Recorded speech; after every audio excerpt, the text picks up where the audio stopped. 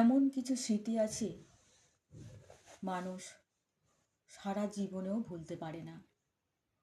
আজকের কবিতার নাম স্মৃতি।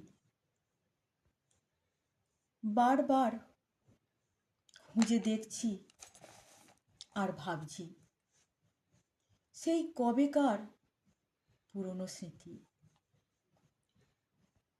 আজও ভেসে ওঠে। ধুধু শূন্য শ্মশানতলা পেরিয়ে হেঁটে হেঁটে যেতাম মামার বাড়িতে। বিস্ময় ভরা কিছু চোখ বারবার জানতে চাইতো নাম ধাম পরিচয়।